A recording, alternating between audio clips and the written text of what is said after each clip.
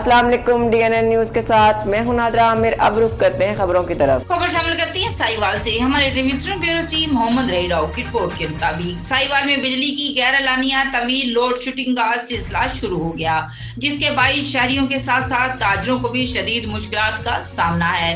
ताजर कहते हैं कि बिजली की गैर एलानिया लोड शेडिंग से कारोबार ठप हो गया है।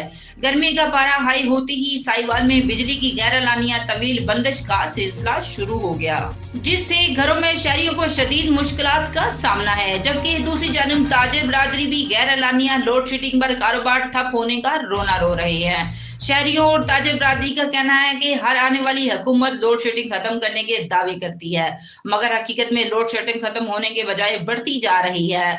शहरियों ने हुकूमत से मुतालबा किया है कि इसका कोई मुश्किल हल निकाला जाए ताकि लोड शेडिंग से हमेशा के लिए छुटकारा मिल सके।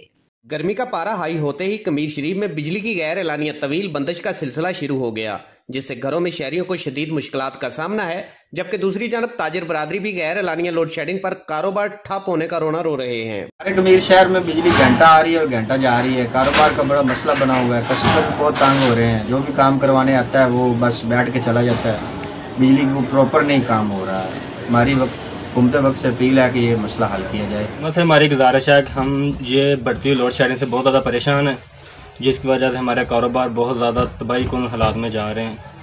तो हमारी गुजारिश है कि लोड शेडिंग के बारे में कुछ ना कुछ किया जाए। 1 घंटा आती है और 1 घंटा जाती है, जिसकी वजह से हमारे काम बिल्कुल बंद हो चुके हैं। शहरियों और ताजिर बरादरी का कहना है कि हर आने वाली हुकूमत लोड शेडिंग खत्म करने के दावे करती है, मगर हकीकत में लोड शेडिंग खत्म होने की बजाय बढ़ती जा रही है।